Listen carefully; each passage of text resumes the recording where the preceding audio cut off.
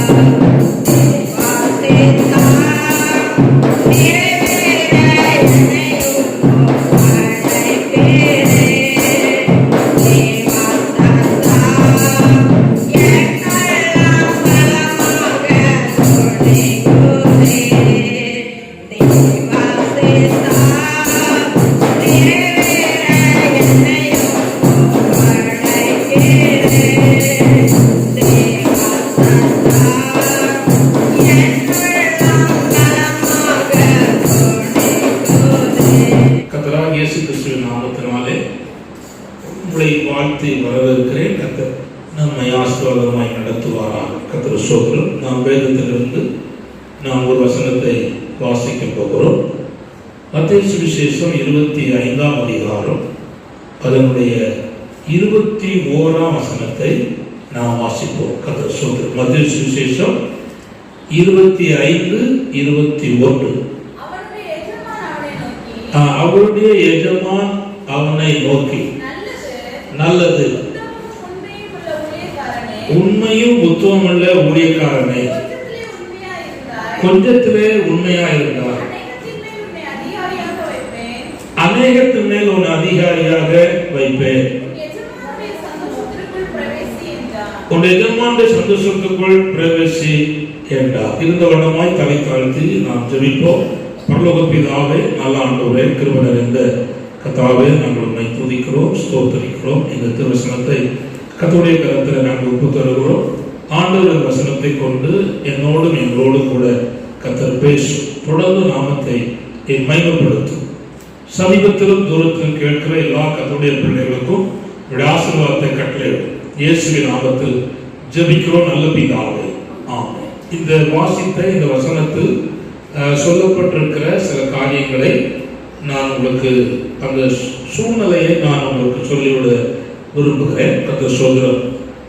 இது ஆண்டவர் பரலோக ராஜ்யத்தை குறித்து அந்த பிரதேசத்துக்கு போகிற தன்னுடைய ஊழியக்காரர் அழைத்து தன் ஆஸ்திகளை அவர்கள் வசமாய் ஒப்பு கொடுத்து போகிற ஒரு ஓமையை, கடந்த காரியத்தை ஆண்டவர் அங்கே சொல்லியிருக்கிறார். என்ன அப்படின்னு சொன்னால், திறமைக்கு தக்க தாளந்துகளை ஆண்டவர் கொடுக்கிறார். ஒவ்வொருக்கும் திறமை இருக்கிறது. அந்த திறமைக்கு தக்க தாளந்துகளை கொடுக்கிறார். ஒருவனுக்கு 5 தாளந்தை கொடுத்தார், ஒருவனுக்கு 4 தாளந்தை கொடுத்தார், ஒருவனுக்கு 5, 2, 1 கொடுத்தார். இன்னொரு இடத்துல சொல்லப்பட்டிருக்கிறது, அந்த லூக்கா 19ஆம் அதிகாரம் 1 முதல், அதாவது 27ஆம் வசனம் வரை நீங்கள் வாசித்தீர்களானால், லூக்கா 19 11 வாசி. அவர்கள் இவைகளை கேட்டுக் கொண்டிருக்கையில் ஆ. அவர் எருசலேமுக்கு சமீபமாய் இருந்தபடியினாலும் ம். தேவனுடைய ராஜ்யம் சீக்கிரமா வெளிப்படும் என்று ம். அவர்கள் நினைத்தபடியினாலும் ம். அவர் ஒரு ஊமையை சொன்னார். வாசி. பிரபுவாகிய ஒருவன் ம். ஒரு ராஜ்யத்தை பெற்றுக்கொண்டு திரும்பி வரும்படி தூர தேசத்துக்கு போக புறப்பட்டான். ஆ. புறப்படும் போது அவன் தன் ஊழியக்காரரில் 10 பேரை அழைத்து ம். அவர்களிடத்தில் 10 ராத்தல் திரவியங்கள் கொடுத்து 10 ராத்தல் திரவியங்களை கொடுத்து நான் திரும்பி வருமளவும் ம். இதை கொண்டு வியாபாரம் பண்ணுங்கள் என்று சொன்னார். கர்த்தர் சோதரம் நல்ல கவனிங்க. 10 ராத்தலை கொடுத்தார். நல்ல கவனிங்க.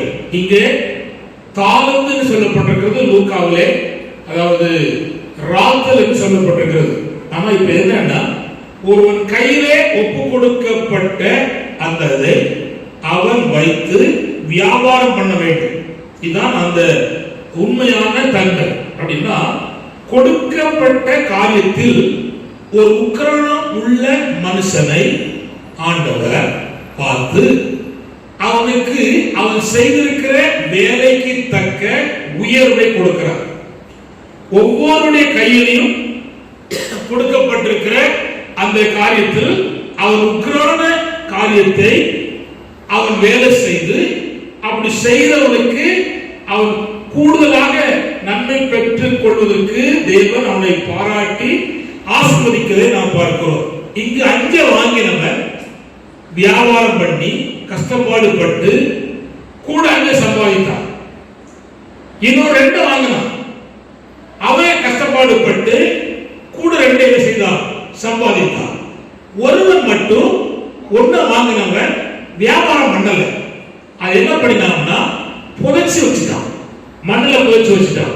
இப்போ நான் சொல்ல போனீங்க, நீங்க பெற்ற சந்தோஷத்தை, நீங்க பெற்ற நன்மையை, நீங்க பெற்ற ரட்சிப்பை இதை மற்றவர்களுக்கு சொல்லி அதை அவர்கள் ஏற்றுக்கொண்டு அந்த நன்மைக்குள் வருகிற அந்த பொறுப்பிலே இருந்து நாம் செயல்படும் பொழுது தேவன் நம்மை ஆசீர்வதிக்கிறார்.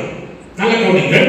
நீங்க பல ஆண்டு காலமாக ரட்சிக்கப்பட்டும் ஞானஸ்நானம் பெற்றும் அபிஷேகம் பெற்றும் நீங்க சபைக்கு வந்து காணிக்கை கொடுத்து உங்க வீட்டிலேயோ உங்க சொந்த பந்தத்தையோ நீங்க ரட்சிப்பை வழிநடத்தாமல் இருந்தால் அந்த ஒரு தாளந்து வாங்கினவன் புதைத்த அந்த காரியம் தான் அங்கே என்ன செய்கிறது, நடைபெறுகிறது. கர்த்தர் சொல்கிறார். ஆனால் சம்பாத்தியம் பண்ணி பிரயாசப்பட்டவனுக்கு சொல்கிற வார்த்தை தான் இந்த வார்த்தை என்பதை நாம் பார்க்கிறோம்.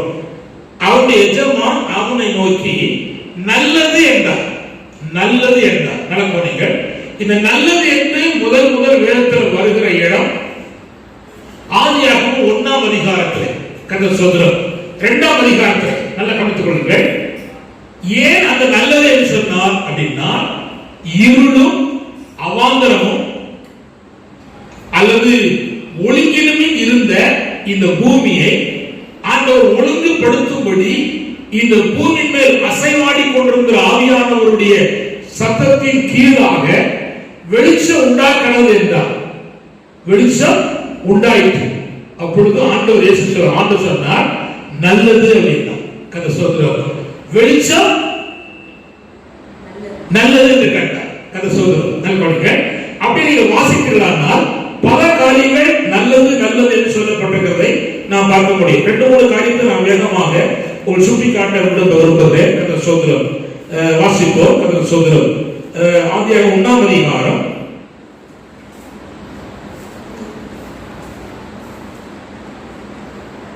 கர்த்தர் ஸ்தோத்திரம் 5ஆம் வசனம் வாசிப்போம் அல்லது 4ஆம் வாசிப்போம்.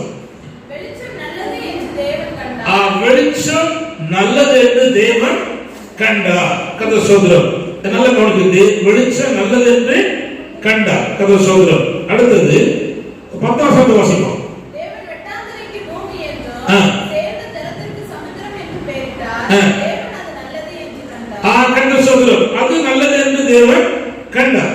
கர்த்தர் ஸ்தோத்திரம். அதுக்கப்புறமாக 12ஆம் வசனம் 12 பூமியானது புல்லையோ தங்கள் தங்கள் ஜாதியின்படி விதையை பிறப்பிக்கும் பூண்டுகளையும் தங்கள் ஜாதியின்படி தங்கள் விதையை உடைய கனிகளை கொடுக்கும் விருட்சங்களையும் முளைப்பித்தது. தேவன் அது நல்லது என்று கண்டார். 21 வாசிப்போம். 21 தேவன் மகா மச்சங்களையும் தங்கள் தங்கள் ஜாதியின்படியே பிறப்பிக்கப்பட்ட சகலவித தேவனுள்ள ஜாதி ஜாதியான சகலவித பட்சிகளையும் சிருஷ்டித்தார். தேவன் அது நல்லது என்று கண்டார். அக்காவை சொல்லு 31 வாசிமா 31. அப்பொழுது தேவன் உண்டாக்கின எல்லாவற்றையும் பார்த்தார். கண்கள் தாம் உண்டாக்கின தாம் உண்டாக்கின எல்லாவற்றையும் பார்த்தார். மிகவும் நன்றாய் இருந்தது. அதோ மிகவும் நன்றாய் இருந்தது. சாயங்காலம் விடியற்காலம் ஆகிய 6ஆம் நாள் ஆயிற்று. கர்த்தர் ஸ்தோத்திரம். ஆண்டவர் நல்லது என்று கண்டார்.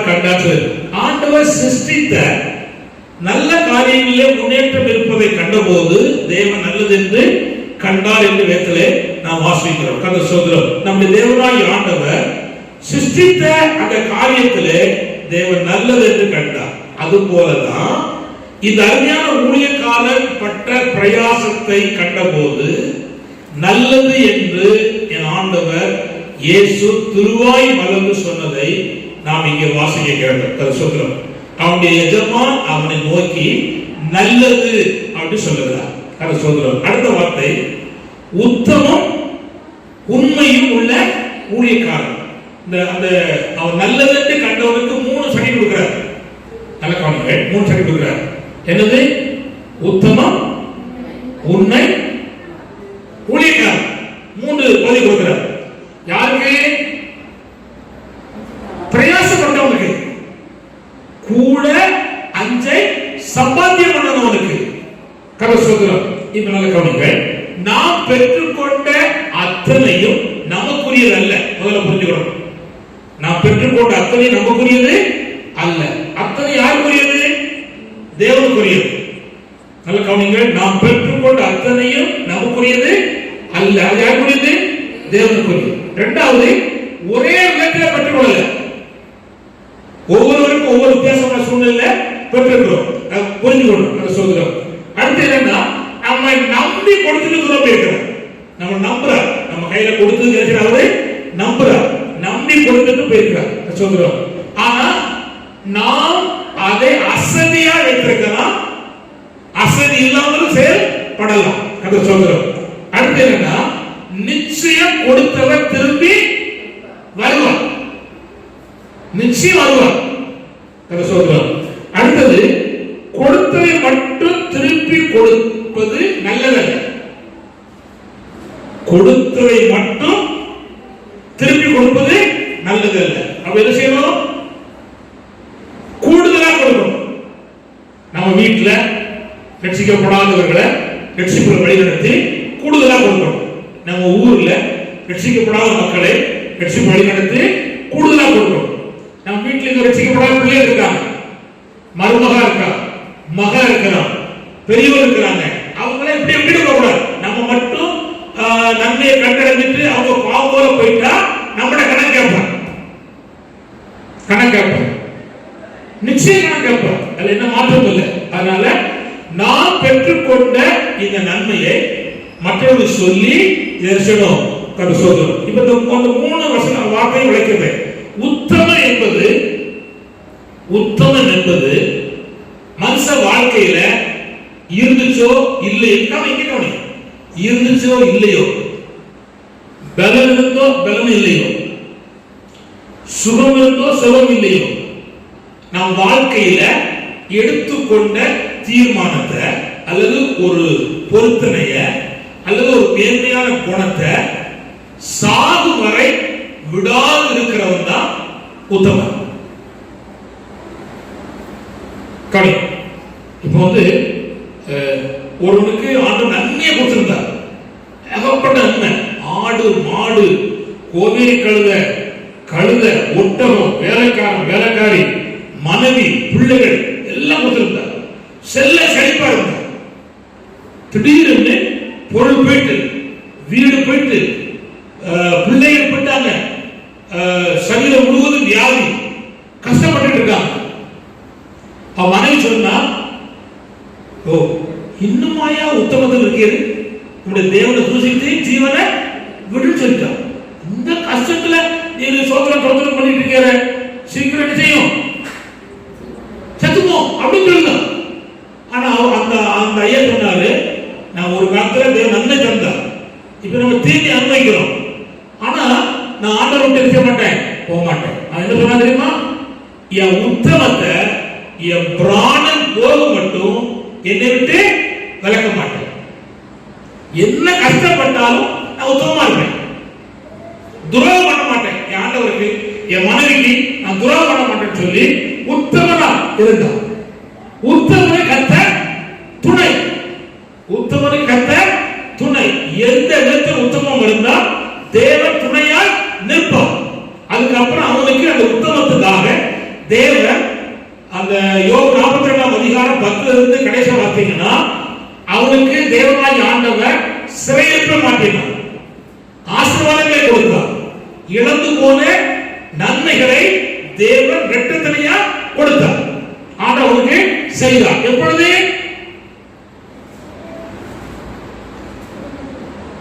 எல்லாம் இருக்கும்போது பாட்டு பாடலாம், ஒண்ணுமே இல்ல கஷ்டம் பாடு இருக்கும் போது ஒருத்த பாட்டு பாட ரொம்ப கஷ்டம். அதுலயும் என்ன உத்தமனா இருந்தான்.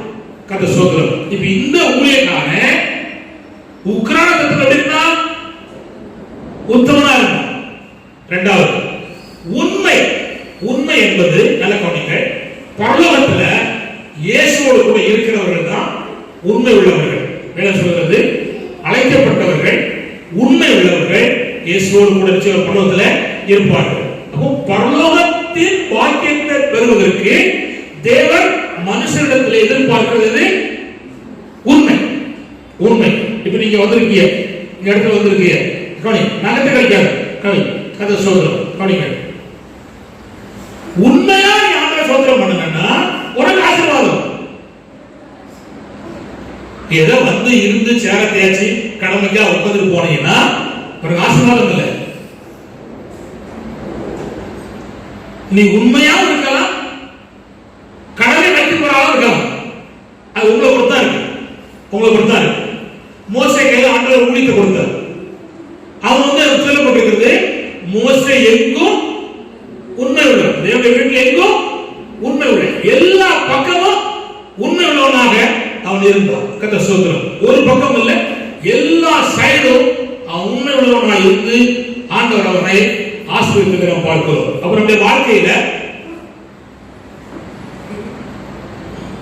கதை சோதரம், நம்முடைய வாழ்க்கையில உண்மை ரொம்ப முக்கியம். அடுத்தது கவனிங்கள், உத்தமம் உண்மை. அவன் உண்மை உள்ளவனா இருந்ததுனால தேவன் அவனை ஆசீர்வதித்து உயர்த்தினார். அடுத்து என்ன பண்றதுன்னா வார்த்தை கவனிங்கள், ஊழியக்காரன். என்னது சொல்லுங்க? ஊழியக்காரர். ஊழியக்காரருடைய தகுதி என்ன என்பதை நான் வேகமாக ஒரு சூழ்நிலையில சொல்லிவிட்டேன். லேவியராகமம் வாசிக்க போறோம். லேவியராகமம் கதை சோதரம் 10 லேவியராகமம் 1:9 வாசிப்போம்.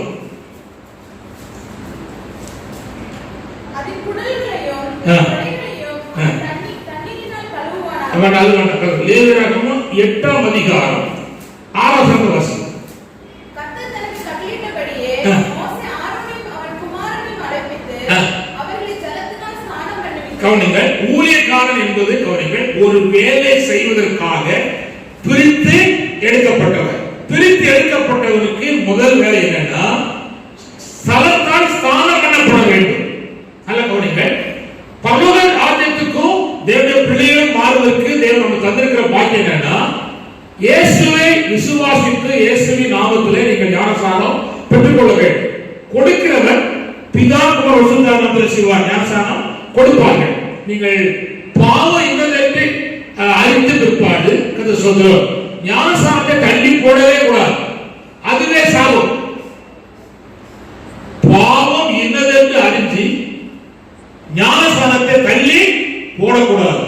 அப்படி தள்ளி போட்டா அநேக கேடுகள் வருவதாக சொல்கிறது. கதை சொல்றது. ஒருவேளை அந்த சாபனை பிடிக்க கூடாது. உனக்கு அறிவு இருக்கு, உனக்கு ஞானம் இருக்கு, இது பாவம், இது புண்ணியம், இது நன்மை என்று அறிவு இருக்கு.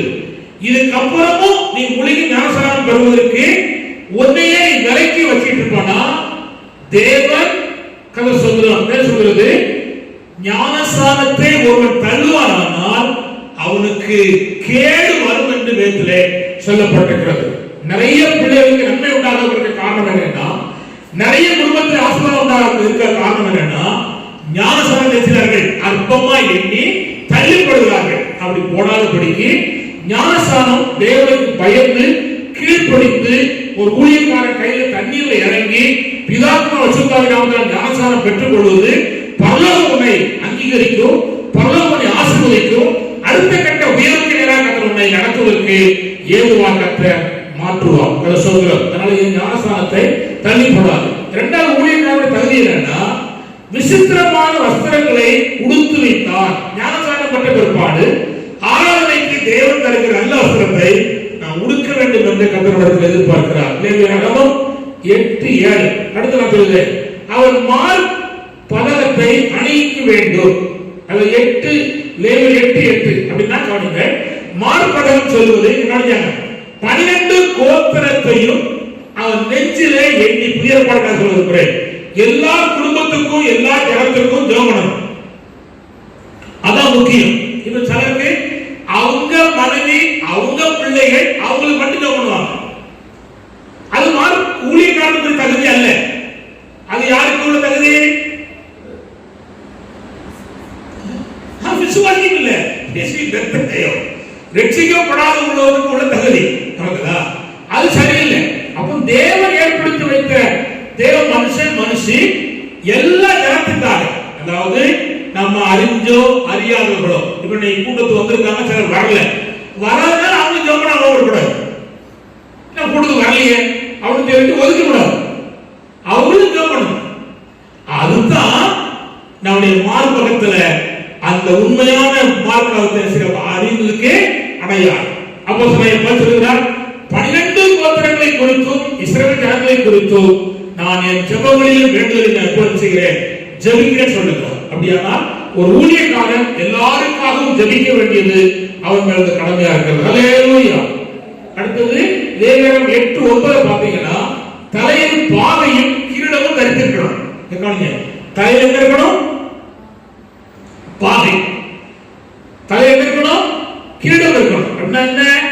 ஊழியக்காரன் என்பதற்கு வேறுபடுத்தி காமிக்கிற ஒன்று கர்த்தர் சொல்கிறார். அடுத்தது ஊழியக்காரனுடைய தன்மை என்னென்றால், அபிஷேக தைலம். அந்த 8:12 வசனம், 8:12 வசனம். அபிஷேக தைலத்திலே கொஞ்சம் ஆரோனிய சிரசின் மேல் வார்த்து அவனை பரிசுத்தப்படுத்தும்படி அபிஷேகம் பண்ணினார். கர்த்தர் சொல்கிறார். அப்படிங்களா? அவனுக்கு மேல அபிஷேகம் இருக்கு. இதுதான் ஊழியக்காரனுடைய குணாதிசயம். கர்த்தர் சொல்கிறார். 5 காரியம் சொல்லிருக்கிறேன். இப்பொழுது கொஞ்சத்தில் உண்மையா இருந்தார். எவ்வளவு சொல்லுங்க, சத்தமா சொல்லுங்க. கொஞ்சம் தான் இருக்கு. நம்ம ஒரு கொஞ்ச நேரம் தான் கர்த்தரை ஆராதிக்கிறோம். இதுல 2 உண்மையா இருக்க முடியல. வந்தவண்ண போறிய அப்படியா வருது. கொஞ்ச நேரம் கூட சும்மா உட்கார்ந்து கர்த்தரை வசனத்தை பாட்டு பாட காரியத்தை தெரிஞ்சு கொள்ள முடியலையே. இந்த பழக்கத்தை மாற்றணும். இயேசு ரத்தம் தேயம். அல்லேலூயா. கதை சொல்றார். எவ்வளவு கொஞ்சத்துல உண்மை. கொஞ்ச நேரம் தான் கர்த்தரை ஆராதிக்கிறோம், கொஞ்ச நேரம் பாட்டு பாடுறது எப்படி உண்மையா இருக்கும். அது ரொம்ப முக்கியம். கொஞ்சத்துல உண்மையா உள்ளவனை அவனை எதிர்பார்க்கிறார். நிறைய இல்லை, கொஞ்சம் தான். கொஞ்ச நேரம் வேலை வாசிக்கிறோம், கொஞ்ச நேரம் ஜோம் பண்றோம், கொஞ்ச நேரம் ஊழியம் செய்யறோம். அப்படி சொல்றோம். அதுல எப்படி இருக்கணும்? உண்மையா ஒரு ஆளு வாசி ஜோம் பண்ண ஆரம்பிக்குவோம் அப்படின்னு கூப்பிட்டு அந்த ஆள் உண்மையற்றார். 4 பேர் கூப்பிட்டாலே அந்த ஆத்மா செத்து நடத்தும். புரியலையா? 4 பேர் யாருக்கு போவான்? 4 பேர் ஒரு தூக்கி போன யாருக்கு போவான்? அவ்வளவுதான், செத்து போச்சு அர்த்தம். கூட்டத்துக்கு வாடு ஒரு ஆளை கூப்பிட்டாலே என்ன போச்சு? செத்து போச்சு அர்த்தம். நான் வசனம் சொல்றேன், உங்களை யாரையும் நான் சொல்லவே இல்லை. சொல்லவே இல்லையா? நான் மக்களுக்கு ஜீவன் இருந்தா நிச்சயம் வேலை செய்யும். எங்க இங்கேயோ அங்கேயோ வேலை செய்யும். அல்லேலூயா. நான் பலதரப்பட்ட ஊழியர்களை செஞ்சிருக்கிறேன், பலதரப்பட்ட ஊழியர்கள் நடுவில் இருந்திருக்கிறேன், பலதரப்பட்ட ஜனங்களோடு கூட வாசம் பண்ணி கடந்து வந்திருக்கிறேன். சிலருக்கு மனுஷனுக்கும் வருத்தம் இருக்கும். அந்த சபைக்கு போன உடனே அந்த வருத்தம் உள்ள ஊழியக்காரன் இருப்பான், இடிச்சு வச்ச புளி மாதிரி இருப்பான். நான் சொல்றேன், உனக்கு தேவனுக்கு என்ன சண்டை? உனக்கும் அந்த ஊழியக்காரனும் பிரச்சனை இருக்கலாம், உனக்கு தேவனுக்கு என்ன பிரச்சனை? கை தட்டுறியா, பாட்டு பாடியா? அங்க வந்தாதான் ஆண்டு வர வரலையா? சிலர் கூட அவனுக்கு அப்பதான் அறிவு வரும். நமக்கா பாட்டு பாடுறான், 4 பேர் பார்ப்பதற்காக நாம் ஆண்டு தேவை, நாம் வாழ்வதற்காக நாம் ஏற்றுக்கொண்ட வாழ்க்கை என்ன செய்யணும்? உண்மையா வாழும். கதை சோதரம். அப்படியானா இந்த ஊழியக்காரர் எப்படின்னா எதுல? கொஞ்சத்துல. குட். கொஞ்சத்துல. இப்போ பாருங்க, உங்க 24 மணி நேரம் கட்டத்தாரு, அதுல நீ எவ்வளவு நேரம் உண்மையா இருக்கணும்? கொஞ்சம் 3 மணி நேரம் கஷ்டமாக இருக்கு. அந்த 3 மணி நேரத்தை தேவதா கொடுக்கணும். அதுலயும் நீங்க நேரத்தை கொடுக்காம அதுலயும் கொஞ்ச நேரத்தை காலி பண்ணிட்டு வந்தீங்கன்னா அது வந்து நான் சொல்லல, வேதம் உங்களை அங்கீகரிக்க என்ற சோதரம். அப்ப என்ன செய்யணும்? கொஞ்சத்துல உண்மை இருந்தா அநேகத்து மேல ஆண்டவர் என்ன செய்வாருன்னா அதிகாரியா மாற்றுவோம். இங்கு வந்து சொல்லப்பட்ட கவிஞ சொல்லப்பட்டதுல ஒரு முக்கியமான காரியம் என்னன்னா, ஒருத்தன் கஷ்டப்பாடுபட்டு வேலை செஞ்சா அவன் கொடுக்கப்பட்ட உக்கரணத்துல உண்மையா இருந்தா தேவன் உயர்த்துகிறார். அல்லேலூயா, அல்லேலூயா. நான் சொல்லுகிறேன், கொடுக்கப்பட்ட உக்ரானத்துல நீங்க கொஞ்சத்துல உண்மையா இருந்தா பரலோகம் உங்களை சும்மா வைக்காது. இன்னைக்கு 5 காசு இல்லாம நீங்க இருக்கலாம், இல்ல 5 ரூபாய் இல்லாம இருக்கலாம், இல்லது 500 ரூபாய் இல்லாம இருக்கலாம். ஆனா நீ கொஞ்சத்துல உண்மையா இருந்தா பரலோகம்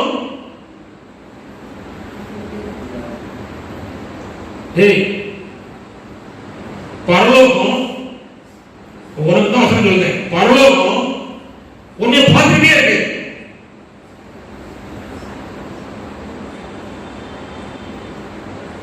என்ன ஏமாத்தலாம், ஆனா ஆண்டவன் ஏமாற்றவே முடியாது. அநியாய காரண வேதம் உயர்த்தினதாக இல்லவே இல்லை, இல்லவே இல்லை. இப்போ உங்களுக்கு 5 உக்ரான வேலையை பெற்றவங்க செய்தாங்க. இப்போ இது ஒன்ன வாகன நினைச்சான் புதைச்சு வச்சான். இப்போ வேதத்துல இந்த மாதிரி புதைச்சு வச்சாங்க நிறைய இருக்காங்க. ஃபர்ஸ்ட் ஒரு அம்மா ராகேல் அப்படின்னு ஒரு அம்மா இருக்கா. அவ தான் தகப்பனுடைய அந்நிய தெய்வத்தை தூக்கிட்டு வர வந்தபோது அவ அப்பா தேடி வர. அப்ப யாக்கோபு சொல்லுவார், உங்களுடைய தட்டு புட்டு சாமான்கள் யார் கையில கிடைக்கோ அந்த ஆளை செய்யலாம், கொன்னுலாம் சொல்லுவார். ஆனா சொல்லுகிறது நல்லது செய்யும். ஆனா இது ரொம்ப நேசித்தான் ராகேல், அவதான் எடுத்து கொடுத்து வச்சிருக்கான். இப்போ ஆண்டு காட்டி கொடுத்துக்கலாம், இந்த ராகேல என்ன நடக்கும்? அங்கனே ராகேல் கொல்லணும். ஆனா காட்டி கொடுக்கல, தப்பிட்டான். ஆனா அதை புடைச்சு அழைச்சிருக்க முடியாது. தேவனை தேடுவதற்கு பெத்தேல் வராங்க. அப்ப அவர் செய்த தவறை உணர்ந்து அந்த அந்நிய தெய்வத்தை எடுத்து கர்வாலி மரத்துக்களை புதைச்ச பிற்பாடு தேவன் அவளுக்கு தரிசனமானார். அல்லேலூயா, உயர்த்தினார். இப்போ நம்மகிட்ட இருக்க தவறு, குறைகள், குற்றங்கள், பிழைகளை வச்சுக்கிட்டே தேடுவோமானா ஒரு நாள் நமக்கு முன்னேற்றம் வராது. தவறுன்னு தெரிஞ்ச பிற்பாடு என்ன செய்யணும்? மாத்தணும். எனக்கு ஒரு பாட்டி உண்டு, எங்க அம்மா பத்த பாட்டி. அவ எங்க போனாலும் வடது கையிலையும் காலாம்பா, இடது கையிலையும் காலாம்பா. சரிதா? ரட்சிக்கப்பட்டா, சரிதா? இயேசுவை ஏற்றுக்கொண்டா, அதே கைதான். ஆனா சொன்னேன், அடுத்த வீட்டு வயலுக்குள்ள போகும்போது அங்க கத்திரிக்காய் கொடுக்குனேன், வாழைக்காய் கொடுக்குனேன் அப்படி இருக்கக்கூடாது. இவன் மரத்துல அது என்னது முருங்கைக்காய் பறிச்சேன் அப்படி இருக்கவே கூடாது. இது இந்த கைக்கு ஆகாது.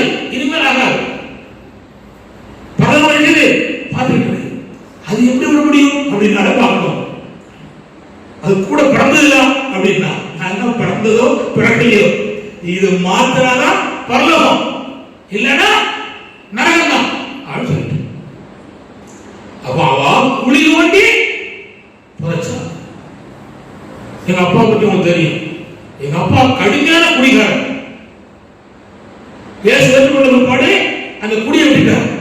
ஆனா திடீர்னு அங்க நம்ம ஊர்ல யாரும் மறிச்சாச்சுன்னா அங்கங்கே சொந்தங்கள்லாம் வரும். மாமை மச்சனை மருமகன் வருவான். வந்த உடனே மாமா பார்த்த உடனே மருமகன் கைகால் ஆடும். மாமா வாங்க ஒரு கை பார்ப்போம் சொல்லி எங்க அப்பா சொன்ன இப்ப அந்த கையெல்லாம் பார்க்க முடியாது முடியாது, எனக்கு வேண்டாம், சீடு ஒதுக்கிட்டேன், இனி நான் குடிப்பதே இல்லை. அப்போ மனம் மாறினா, மனம் திரும்பினா, செய்த தவறை செய்வதற்கு வாய்ப்பு கிடைக்கும் போது முடியாது கூடாது அப்படின்னு விளக்கிறவங்க தான் கொஞ்சத்துல ஆனா ராகேல் புதைச்சா கடைசி வரை சேரல, பாதியில போயிட்டான். சரி, அடுத்து இஸ்ரவேல் ஜனங்கள் கானானை வெட்டி பிடிக்க வரும்போது எரிகோவுக்குள்ள ஒரு தங்கமும் வெளியே எடுக்கூடாது. எடுத்து எங்க கொடுத்துடணும்? தேவாலயத்தில் அந்த கதை கொடுத்துடணும். ஆனா ஆகார செய்தான் எடுத்து புதைச்சு ஒழிச்சு வச்சான். விட்டாரா? விடல. அவனும் குடும்பம் சாவமா போயிட்டு இப்போ கடை இந்த மனுஷனும் புதைச்சு வச்சான். இது யாரு? ஊழியக்காரன். புதைச்சு வச்சுவேன் பாவி இல்ல, அக்கிரமக்காரன் இல்ல, மோசமானவன் இல்ல, துன்மார்க்கம் இல்ல, யாரு? ஊழியக்காரன். அவன் சொல்லுனா நீ விதைக்காத இடத்துல அறுக்கிறவன். எவ்வளவு தலைவரம் இருக்கும் அது சொல்றோம். அதெல்லாம் அறிஞ்சு வச்சிருக்கிறான். நம்ம ஆண்டவர் சொன்னாரு, பாப்பா நான் விதைக்காத இருக்கிற அழுக்கான்னு தெரிஞ்சாலும் நீ எங்க வச்சிருக்கணும்? நீ யார்கிட்ட காசுக்கார கையில கொடுத்து வச்சிருந்தா நான் வட்டி முதலும் வாங்கிடுவேன்னு சொல்றார். அப்போ நீ வியாபாரம் பண்ணாம கண்டிப்பா கவனிங்க, விசுவாசி கவனிங்க, ஊழியர்கள் கவனிங்க, இப்படியே இருந்துட்டு போனா நரகம் தான் டிக்கெட். வேதம் தெளிவா சொல்லுது. அவனை எங்க புடிச்சு போட்டாங்க தெரியுமா? சொல்றோம் 26 வாசிக்கும், 25 26.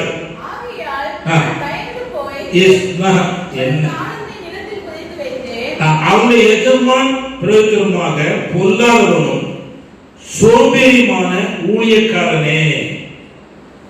என்ன சொல்லிருக்கு?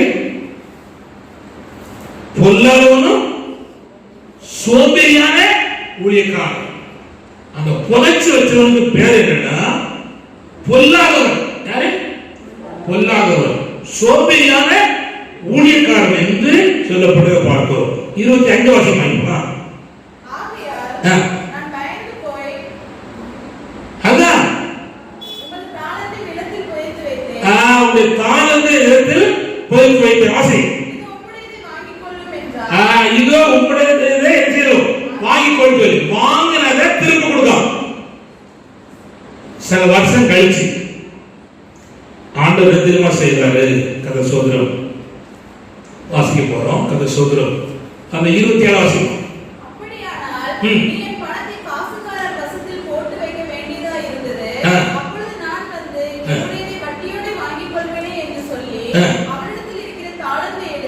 அவனிடத்திலிருந்து தாளத்தை எடுத்து 10 தாளந்து உள்ளவருக்கு செய்யுங்கள், கொடுங்கள். நல்ல கவனிங்க.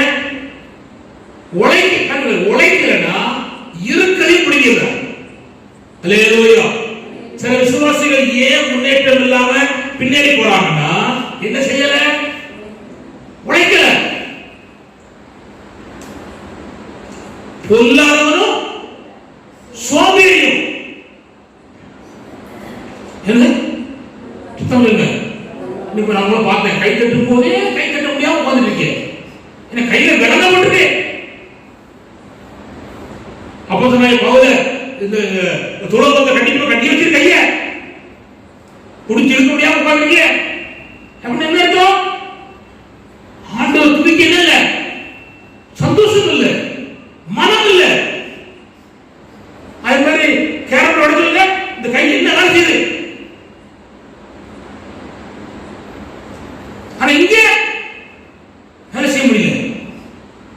காரணம் என்ன? நம்ம என்ன இருக்குன்னா பொல்லாதவனும் சோம்பேறி இருக்கு. அல்லேலூயா. இப்ப கவனிங்க, கதை சோதரம் 30 வருஷம் புரோஜனமற்ற ஊழியக்காரனாக இவனை புறம்பான இருளிலே தள்ளி போடுங்கள். புறம்பான இருளிலே தள்ளி போடுங்கள். அங்கே அழுகையும் பற்கடிப்பும் உண்டாயிருக்கும் என்றார். கர்த்தர் ஸ்தோத்திரம். என்ன இருக்கு? அழுகையும் பற்கடிப்பும். இப்போ கவனிங்க, உண்மை உள்ள ஊழியக்காரன் அசதியா இருந்ததுனால, சோம்பலா இருந்ததுனால, அதாவது செய்ய வேண்டிய கடமை செய்யாமல் போனதுனால அவன் என்ன பண்ணான்னா சபிக்கப்பட்டு போனான். என்ன பண்ணா? சொல்லுங்க, சபிக்கப்பட்டு போனான். இவனுக்கு கையில தேவன் தாளந்து கொடுத்தும் என்ன பண்ணி போனான்? சபிக்கப்பட்டு போனான். சபிக்கப்பட்டு போனதுக்கு 5 காரணம் சொல்ல விரும்புகிறேன். 1 கொரிந்தியர் 14:22 நீங்க வாசித்தீங்கன்னா, கிறிஸ்துவிடத்தில் அன்பு கூறாதவன் சபிக்கப்பட்டவன். அப்படின்னா ரட்சிப்பை விரும்பாதவன் சபிக்கப்பட்டவன். பிள்ளைகள் கவனிச்சாங்க, சாவை எப்படி பிடிக்கிறது பார்த்துக்காங்க. திரும்ப சொல்லுங்க, கிறிஸ்துவிடத்தில் அன்பு கூறாதவன் சபிக்கப்பட்டவன். அப்படின்னா என்ன? ரட்சிப்பை விரும்பாதவன் சபிக்கப்பட்டவன். 2 என்னன்னா, கர்த்தரை விட்டு விலகிறவன் சபிக்கப்பட்டவன். எரேமியா 17:5 வாசிக்காங்க. சகோதரர், அவன் பின்மாற்றக்காரன். 3வது கவனிங்கள், எரேமியா 48:10 கர்த்தருடைய ஊழியத்தை அசதியா செய்கிறவன் சபிக்கப்பட்டவன். குட், கர்த்தர் சகோதரர். அடுத்தது 4 மல்கியா 3ஆம் அதிகாரம் 8-9 வாசிங்கன்னா, கர்த்தரின் பங்கை வஞ்சித்தவர். கர்த்தருடைய வசனத்தை மட்டும் வாசிமா. மல்கியா 3ஆம் அதிகாரம் 8-9. மனுஷன் தேவனை வஞ்சிக்கலாமா?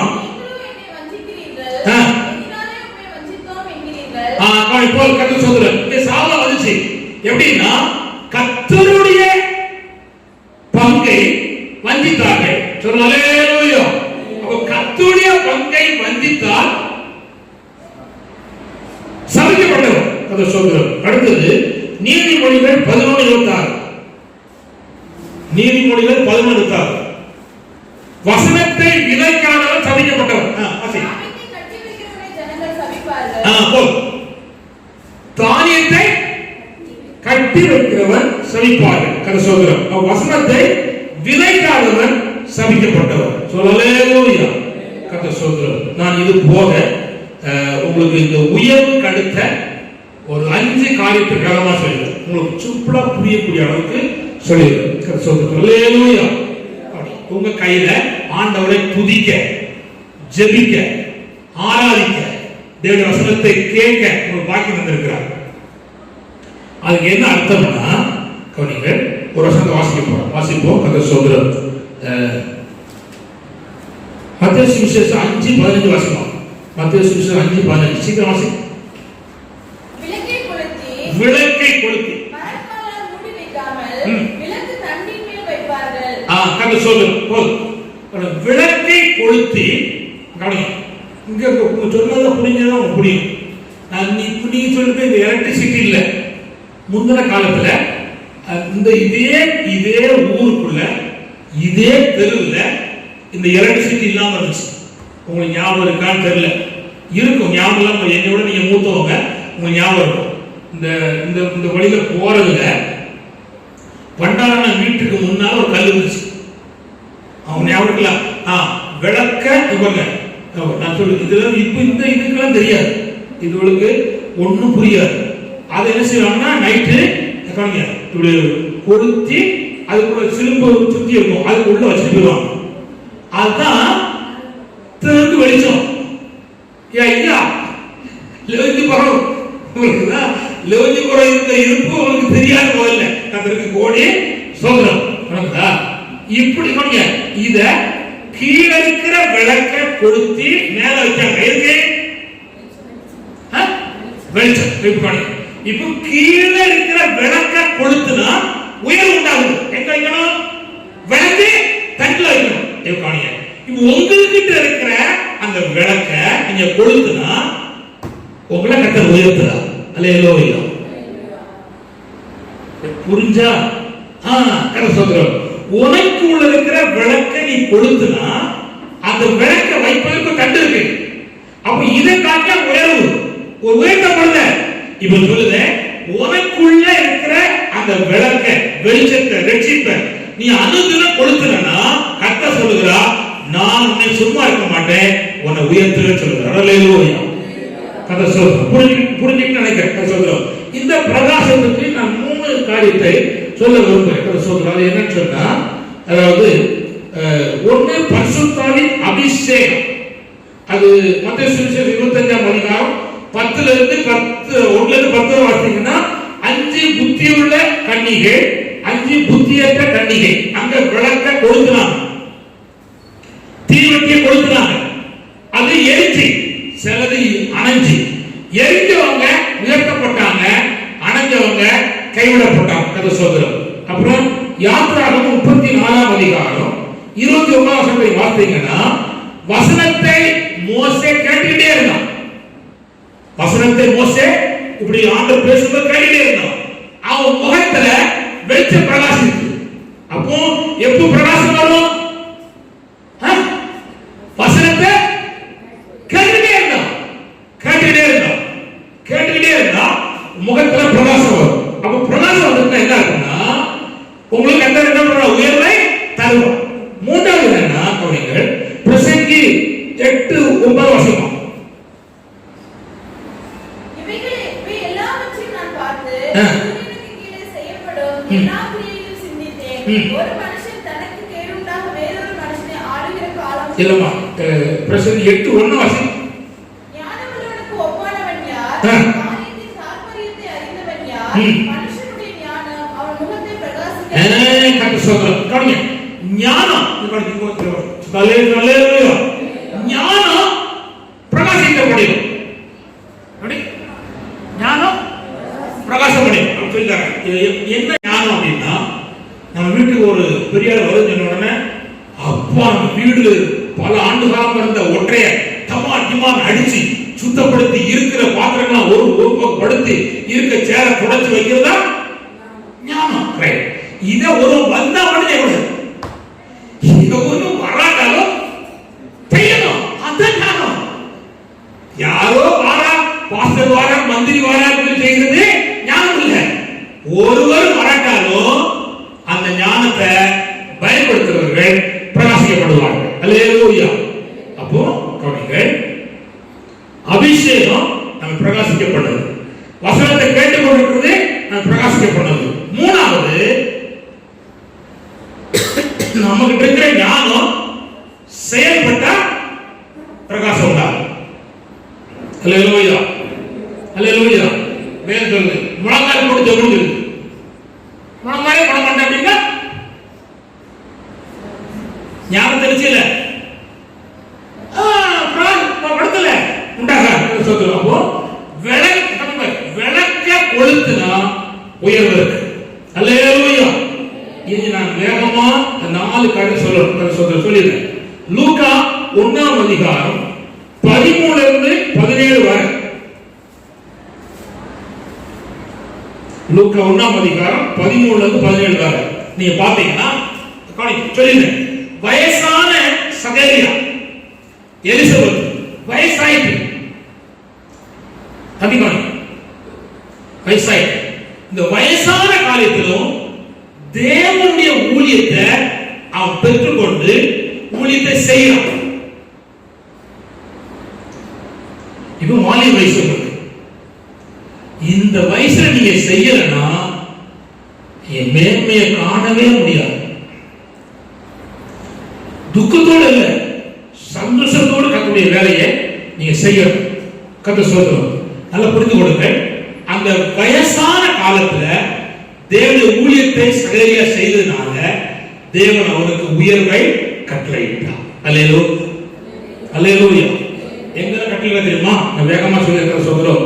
அவனுடைய வார்த்தையில, ஜீவியத்துல, ஊழியத்துல குற்றமற்றவனாக வயசான காலத்துல கர்த்தருடைய வயதான காலத்தில் கர்த்தருடைய ஊழியத்தை செய்தனால அந்த ஜாதி, அந்த சமுதாயம், ஜனங்கள் நடுவுல அவன் குழந்தை இல்லை என்கிற ஒரு அவப்பெயர் இருந்துச்சு. ஆனா வயசான காலத்திலும் தேவனுடைய ஊழியத்தை எனக்கு இல்லையே என்கிற வருத்தத்தோடு இருந்தாம, இல்லையே என்கிற காரியத்தை மனசுல இருந்தாலும் அவன் வயசான காலத்தை வேலை செய்தனால தேவன் வயதான காலத்துல கர்த்தர் அவனை உயர்த்தினார். எப்பொழுது? ஒரு யோவான் ஸ்நாபகனை தேவன் கொடுத்து அவனுக்கும் அவன் மனைவிக்கும் மனதளவில் உயர்வை கட்டளையிட்டார்.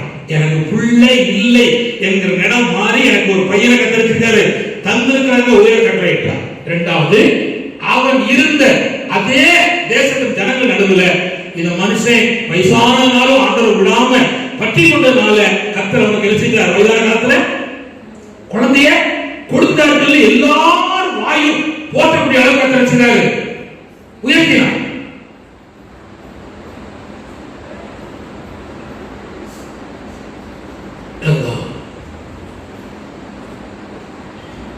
எவ்வளவு வயசான நேரத்தில் அவன் வேதனை அவன் இடத்துல மாறி.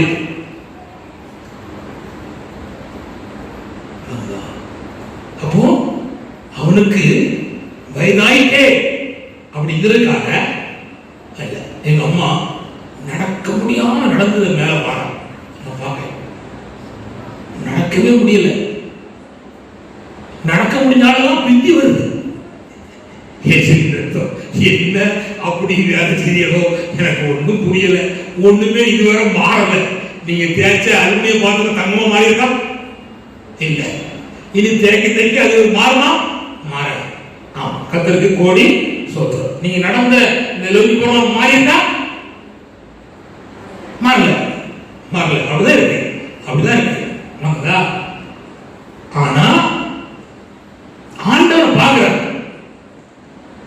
வயதாயிட்டாலும் கஷ்டப்பாடு பட்டு ஏறி படியேற முடியாட்டில் ஏறி நடந்து வந்து கர்த்தர் ஆராதிப்பத கர்த்தர் பார்க்கிறார். நான் சொல்லுகிறேன், அதுக்குரிய கூலிய அவர் தருவார். எவன் தாராளமா தரலையோ, எந்த மனுஷன் தாராளமா தரலையோ அவர் தருவார்.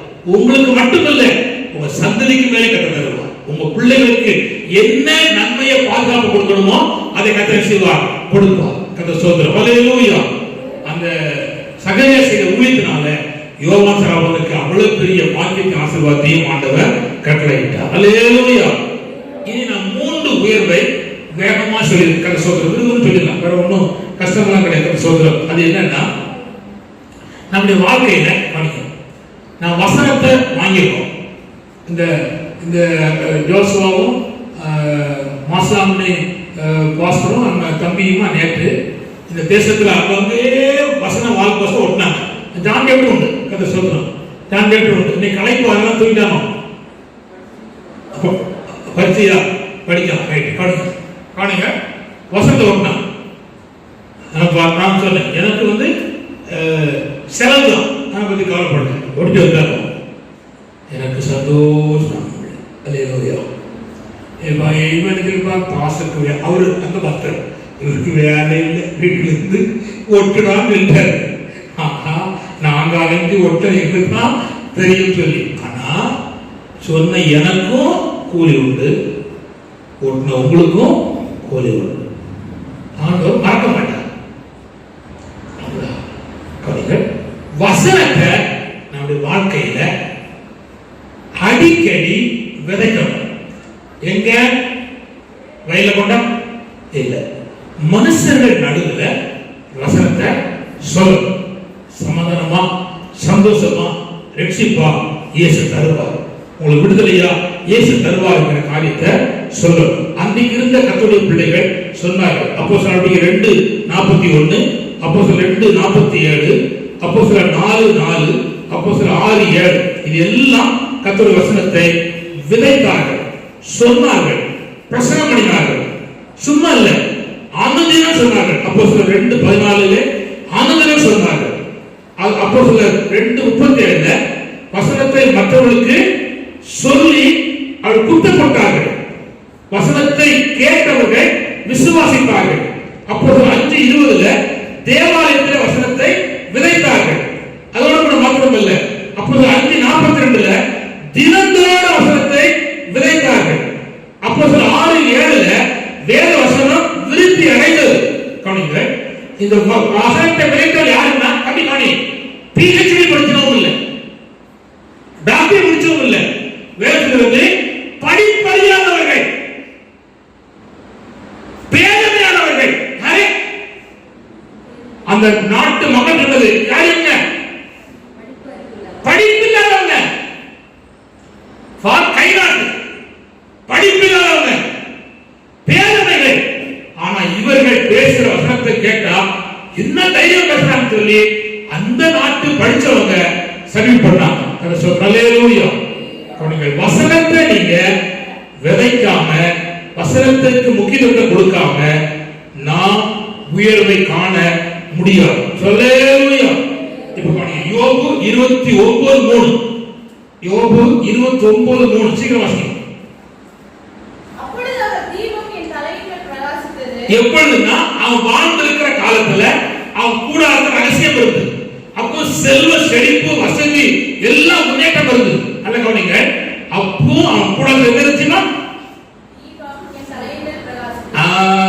தீபம் என்பது என்னன்னா 119 சங்கீதம் 15 வாசிங்க. 105 வாசிங்க.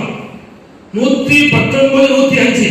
உம்முடைய வசனம் என் கால்களுக்கு தீபமும், அவருடைய வசனம் என் கால்களுக்கு தீபமும், என் பாதைக்கு வெளிச்சமுமாய். இப்போ அவன் வீட்டுல அந்த வசனம் இருந்துச்சு, தீபமா பிரகாசித்தது. அதனாலதான் கர்த்தரை உயர்த்தினான். தம்பி, உன கையில கொடுக்கப்பட்ட இந்த 35 ரூபாய் வேத புத்தகத்தை அல்லது 250 வேத புத்தகத்தை நீ வச்சுக்கிட்டே இருந்தேன்னா பிரகாசிக்காது. நீ அதை எடுத்து அவ்வப்போது பயன்படுத்தி நீ வாசித்து நீ தியானம் பண்ணி மற்றவர்களுக்கு நீ விதைச்சி சொன்னா இந்த தீபம் பிரகாசிக்கும். அல்லேலூயா.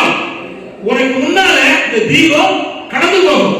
கர்த்தர் சொல்றார், நீ ஆசீர்வதிக்கப்படுவாய். இப்ப கவனிங்க, ஜோசுவா 1:7 சீராசனா. ஜோசுவா 1:7. என் தாசனாகிய மோசே எனக்கு கற்பித்த நியாயப்பிரமாணத்தின் படியெல்லாம் செய்ய கவனமாய் இருக்க மாத்திரம் மிகவும் பலன் கொண்டு திடமனதாய் இரு.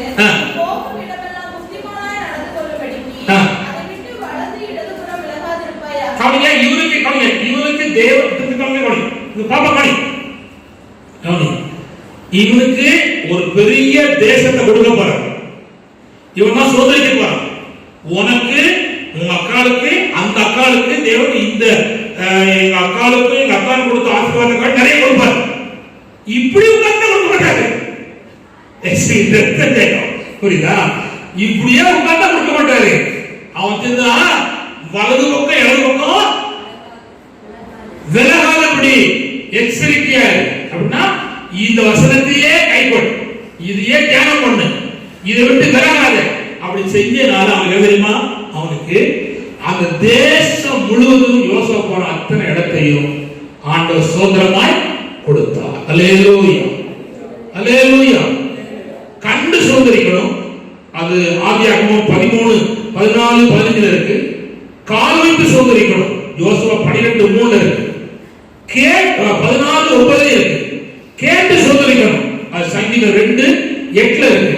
ஜோசுவா 18:1-4 வரை இருக்கு. நல்ல கவனிங்க. இவ்விதமான இந்த மேன்மையை ஆண்டவராகிய கர்த்தர், இந்த மகா மேன்மையை கர்த்தர் கொடுத்தார். அல்லேலூயா, அல்லேலூயா, அல்லேலூயா. ஆனா ஒரு சம்பவம் நடந்து போச்சு. கவனிங்க. பழைய ஏற்பாட்டு காலத்துல நியாயப்பிரமாண புத்தகத்தை கவனிங்க, ராஜா கையில் இருக்கும். அடுத்தது ஆசாரி கையில் இருக்கும். ராஜாவும் அந்த நியாயப்பிரமாண புத்தகத்தை விட்டுட்டான், ஆசாரி விட்டுட்டான். கொஞ்ச காலம் இந்த நியாயப்பிரமாண புத்தகம் கிடையாது, ராஜா கையில் இல்ல, ஆசாரி கையிலும் இல்ல. என்னாச்சு? தொலைஞ்சு போச்சு. எங்கே தொலைச்சிட்டான்? 100 ரூபாய் 10 ரூபாய் மோதிரம் கம்மல் தொலைச்ச மாதிரி செஞ்சான், தொலைச்சிட்டான். மண்ணோடு மண்ணாயிட்டு திரும்ப ஒருத்தன் ஆலயத்தை சுத்தி காரியங்களை தேடி கண்டுபிடிச்சான். தொலைஞ்சு போனதை கண்டுபிடிச்சான். வாசிக்க போறோம். அந்த சொல்றோம் 2 நாளாகமும் 34ஆம் அதிகாரம் 14-15 வாசிக்கும். கர்த்தருடைய ஆலயத்துக்கு கொண்டு வரப்பட்ட பணத்தை அவர்கள் எடுக்கிறபோது மோசே கொண்டு கட்டளையிடப்பட்ட கர்த்தருடைய நியாயப்பிரமாண புத்தகத்தை ஆசாரியனாகிய இல்க்கியா கண்டெடுத்தான். பணத்தை தேடி போன போது எங்க இருந்துச்சு? இப்போ கண்டெடுத்தாங்க. எதை? இவ்வளவு காலம் ஆசீர்வாதம் இல்ல தேசத்துல. இதை வச்சு சாபம் வருது. இப்போ கையில் இருக்கிற வேதத்தை நீயாய் கையில் எடுத்தனா உனக்கு ஆசீர்வாதம். இன்னொரு ஆள் சொல்லி எடுத்தாலும் உனக்கு ஆசீர்வாதம். ஆனா நீ தொடர்ச்சியாக அந்த வேத புத்தகத்தை நீ கையில் எடுத்து வாசிக்கணும். அல்லேலூயா. அப்போ வேத புத்தகத்தை கண்டெடுத்தார்கள். 21 வாசிமா. கண்டெடுக்கப்பட்ட இந்த புத்தகத்தினுடைய வார்த்தைகளின் நிமித்தம் நீங்கள் போய் எனக்காகவும் இஸ்ரவேலிலும் யூதாவிலும் மீதியானவர்களுக்காகவும் கர்த்தரிடத்தில் விசாரியுங்கள். கண்டெடுக்கப்பட்ட இந்த புத்தகத்தின் நிமித்தம் யூதாவிலும் மற்றவர்களுக்கு கண்டு விசாரியுங்கள். இந்த புத்தகத்தில் எழுதியிருக்கிற எல்லாவற்றின்படியும் செய்யும்படிக்கு கர்த்தருடைய வார்த்தையை நம்முடைய பிதாக்கள் கைக்கொள்ளாதே போனபடியினால் அந்த வசனத்தை கைவிடாமல் போனதினால் நம்மை கொண்ட கர்த்தருடைய உக்கிரம் பெரியது என்றார். கர்த்தர் சொல்ற சாபம் இருந்தது. அந்த சாபம் ஆண்டவரால் மாற்றப்பட்ட கண்டெடுத்தார்கள். கண்டெடுத்தார்கள். உன் கையில் உள்ள வேதத்தை நீ டெய்லி கண்டெடுக்கணும். ஒன்று. இரண்டாவது கவனிங்கள், அதை வாசித்தார்கள். 18 இருந்து 19 வாசிங்கன்னா 34 வாசிக்க 12 வாசிக்கலாம். ஆசாரியனாகிய இல்க்கியா என்கையில் ஒரு புத்தகத்தை கொடுத்தான். என்பதை சம்ரதியாகிய சாப்பான் ராஜாவுக்கு அறிவித்து ராஜாவுக்கு முன்பாக அதை வாசித்தான். வாசித்தான். என்ன செய்தான்? வாசித்தான். 30 வாசிமா. ராஜாவும் சகல யூத மனுஷரும் எருசலேமின் குடிகளும் ஆசாரியரும் லேவியரும் பெரியோர் முதல் சிறியோர் மட்டுமல்ல சகலருமாய் கர்த்தருடைய ஆலயத்துக்கு போனார்கள். கர்த்தருடைய ஆலயத்தில் கண்டெடுக்கப்பட்ட உடன்படிக்கை புத்தகத்தின் வார்த்தைகளை எல்லாம் அவர்கள் காதுகள் கேட்க வாசித்தார்கள். மற்றவர்களுக்கும் இந்த காது கேட்கிறார்கள் வாசித்தார்கள். அப்ப நீங்க 32 இருந்து 33 வரை வாசித்தீங்கன்னா அந்த வசனத்தை வச்சார்கள் கீழ்ப்படிந்தார்கள். அல்லேலூயா. கண்டெடுக்கப்பட்ட தொலைந்து போன நியாயப்பிரமாணத்தை கண்டெடுத்தார். இப்போ கையில உள்ள வேத புத்தகத்தை வசனத்தை நீ கண்டு டேபிள்ல இருக்கு, அலமாரில இருக்கு, வேற எங்க இருக்கு? உங்க வீட்டுல எங்க இருக்கு?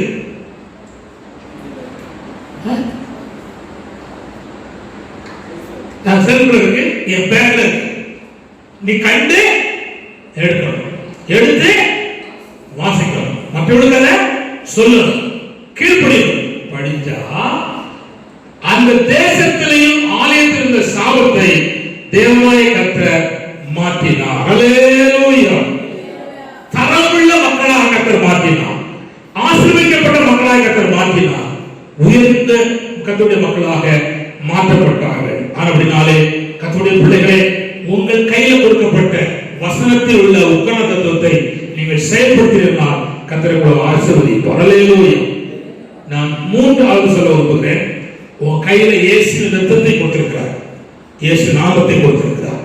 அதை மற்றவர்களுக்கு சொன்னால் அந்த உக்கிரானத்தின் நிமித்தம் நல்ல கவனிங்கள், பல சபைக்கு வெளியே இருக்கிற அநேகர் சபைக்கு உள்ளே வருவதற்கு தேவன் உதவி செய்வதற்கு உண்மை உள்ள கர்த்தராக இருக்கிறார். அல்லேலூயா.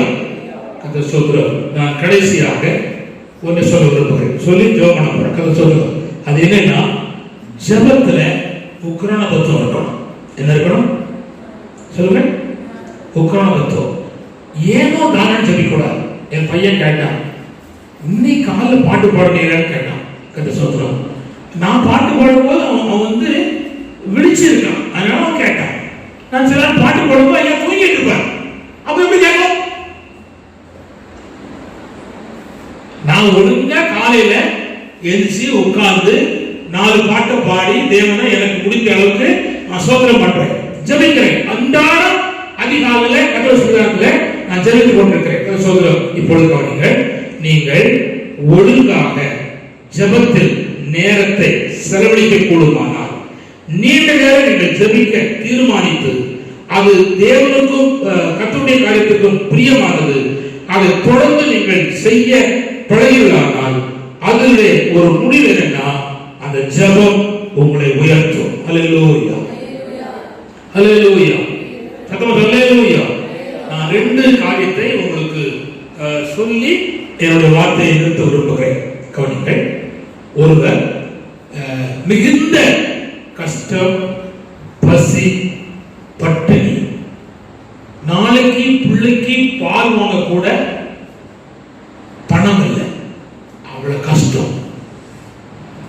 அப்பொழுது அவர் ஒரு ஒரு மழை பெய்யா தண்ணி வரும் சின்ன ஓடை, அந்த ஓடையில மணல்ல போய் உட்கார்ந்து ஜெபம் பண்ணியிருக்கிறார். ஒரு 4 மணிக்கு ஜெபம் பண்ணவர் 7:30 வரை ஜெபம் பண்ணியிருக்கார். அது ஊரை விட்டு வெளியே, நாளைக்கு பிள்ளைக்கு சாப்பாட்டுக்கு இல்லை, வழி இல்லை, ஜெபம் பண்ணி அழுது குதிச்சிருக்கார். குதிக்க குதிக்க அந்த மணல்ல பள்ளமாயிட்டே இருக்கு. திரும்ப குதிச்சு ஜெபம் பண்ணியிருக்கிறார். திரும்ப கொஞ்சம் பள்ளமாயிட்டு, திரும்ப கொஞ்ச நேரம் கழிச்ச உடனே மணி 6:30, ஜில் ஜில் ஜில் சவுண்ட் கேட்டு. இப்போ உங்களுக்கு சவுண்ட் கேட்ட நினைப்பீங்க,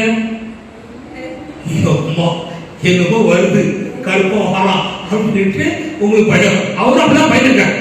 கண்ணை அங்கேயும் இங்கேயும் திறந்து பார்த்துருக்காரு. ஆனாலும் கண்ணை மூடி நாளைக்கு பசி பிள்ளை என்னத்துக்கு ஆகும் சொல்லி திரும்ப அழுதுருக்காரு, குதிச்சிருக்காரு. ஜில் ஜில் சவுண்ட் கேட்டு. அப்ப ஆண்டவர் சொன்னாரா, ஒரு 50 வருஷத்துக்கு முன்னால ஒருவன் களவாண்டு வந்து இந்த நீ முழங்கால் போட்டிருக்க கீழே தங்கத்தை புதைச்சு வச்சிருக்கான், தங்க நாணயமா இருக்கு, நீ குதிக்கிற குதி அந்த சவுண்ட் ஆகும், அதை தோண்டி பாரு அப்படின்னு சொல்லியிருக்காரு. தோண்டி பார்த்தா இருக்கு. ஏசப்பா புதைய எடுத்துட்டார், யாருக்கும் சொல்லாத. அவருக்கும் எடுத்து போயிட்டார், அதுதான் விஷயம். யாருக்கும் சொல்லாத அப்படின்னு சொல்லி எடுத்துட்டு போறான். அப்ப ஆண்டு சொன்னாரா, இந்த பார்ப்பா இதே போல இன்னும் புதையல் கிடைக்காது, ஆனா இந்த ஜெபத்தை நீ விடாம நீ முழங்கால் போட்டனா உன் முழங்காலுக்கு நான் பல கோடி ரூபாய் வச்சிருக்கேன். நீ முழங்கால் போட்டு தங்கமா காமிச்சாங்க, நீ முழங்கால் போட்டனா உனக்கு நடந்துருவேன், பல கோடி தருவேன். முழங்கால் போடலன்னா நீ திருத்தவ பிச்சுதான் இருப்ப. நல்லா இப்ப நான் சொல்ல விரும்புகிறேன், முழங்கால் போட்டு ஜெபம் பண்ணின அந்த மனுஷனை அந்த பசி, பட்டினி, கஷ்டத்திலிருந்து மாற்றி தேவன் அவருக்கு பிள்ளைக்கு ஆகாரம் கொடுத்து பல ஆண்டு காலம் அவர் ஊழியம் செய்ய வச்சு அவர் உயர்த்தி மேம்படுத்தியிருக்கிறார். அல்லேலூயா, அல்லேலூயா. இப்ப நான் கேட்கிறேன், உங்க முழங்கால்கள் உங்க வீட்டுல நம்ம சர்ச்சில் முழங்கால் படியிட்டு நீ அழுது ஜெபம் பண்ண கூடுமானா இன்னைக்கு இருக்கிற வறுமை, தரித்திரம், சாபம், இல்லாமை அத்தனையும் கர்த்தர் மாற்றுவார். தேவன் ஆசீர்வாதங்களை தருவார்.